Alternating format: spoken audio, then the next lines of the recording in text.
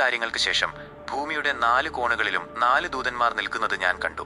അവർ ഭൂമിയിലോ കടലിലോ മരങ്ങളിലോ കാറ്റ് വീശാത്ത വിധം ഭൂമിയുടെ 4 കാറ്റുകളെയും പിടിച്ചു നിർത്തിയിരുന്നു.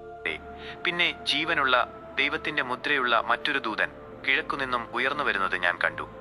ഭൂമിക്കും കടലിനും ദോഷം വരുത്തുവാൻ അധികാരം ലഭിച്ച ആ 4 ദൂതന്മാരോട് അവൻ ഉച്ചത്തിൽ വിളിച്ചു പറഞ്ഞു, വരെ ഞങ്ങൾ ദൈവത്തിന്റെ ദാസന്മാരുടെ നെറ്റിയിൽ മുദ്രയിട്ട് തീരുന്നതുവരെ ഭൂമിക്കോ കടലിനോ മരങ്ങൾക്കോ നിങ്ങൾ ദോഷം വരുത്തരുത്. വരെ മുദ്രയിടപ്പെട്ടവരുടെ എണ്ണം ഞാൻ കേട്ടു. ഇസ്രായേൽ മക്കളുടെ സകല ഗോത്രങ്ങളിൽ നിന്നുമായി 1,44,000 പേർ മുദ്രയിടപ്പെട്ടു. യൂദ, Reuben, Gad, Asher, Naphtali, മനശെ, ശിമയോൻ, Levi, ഇസാഖർ, Zebulun, യോസേഫ്, ബെന്യാമീൻ എന്നീ ഓരോ ഗോത്രത്തിൽ നിന്നും 12,000 പേർ വീതം മുദ്രയിടപ്പെട്ടു. വരെ ഇതിനുശേഷം സകല ജാതികളിൽ നിന്നും ഗോത്രങ്ങളിൽ നിന്നും വംശങ്ങളിൽ നിന്നും ഭാഷകളിൽ നിന്നുമായി ആർക്കും എണ്ണാൻ കഴിയാത്ത ഒരു മഹാപുരുഷാരത്തെ ഞാൻ കണ്ടു. അവർ വെള്ളവസ്ത്രം ധരിച്ച് കൈകളിൽ കുരുത്തോലയുമായി സിംഹാസനത്തിനും കുഞ്ഞാടിനും മുമ്പിൽ നിന്നുകൊണ്ട് ഉച്ചത്തിൽ ആർത്തലച്ചു. സിംഹാസനത്തിലിരിക്കുന്ന ഞങ്ങളുടെ ദൈവത്തിനും കുഞ്ഞാടിനും രക്ഷ എന്നുവരെ എല്ലാ ദൂതന്മാരും സിംഹാസനത്തിനും മൂപ്പന്മാർക്കും 4 ജീവികൾക്കും ചുറ്റും നിന്നു.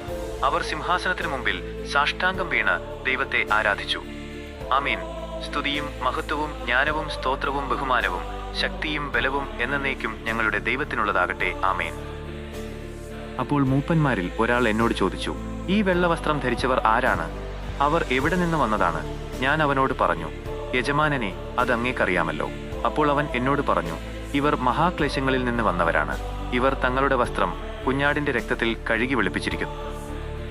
അതുകൊണ്ട് അവർ ദൈവത്തിന്റെ സിംഹാസനത്തിന് മുൻപിലുണ്ട്. അവർ അവിടുത്തെ ആലയത്തിൽ രാപ്പകൽ അവിടുത്തെ സേവിക്കുന്നു. സിംഹാസനത്തിലിരിക്കുന്നവൻ അവർക്ക് തണലായിരിക്കും. അവർക്കിനി വിശക്കുകയോ ദാഹിക്കുകയോ ഇല്ല. വെയിലോ യാതൊരു ചൂടോ അവർക്ക് ഏൽക്കുകയില്ല. സിംഹാസനത്തിന്റെ മധ്യത്തിലുള്ള കുഞ്ഞാട് അവരെ മേയിക്കുകയും ജീവജലത്തിന്റെ ഉറവകളിലേക്ക് അവരെ നയിക്കുകയും ചെയ്യും. ദൈവം അവരുടെ കണ്ണുകളിൽ നിന്ന് കണ്ണുനീർ തുടച്ചു മാറ്റും.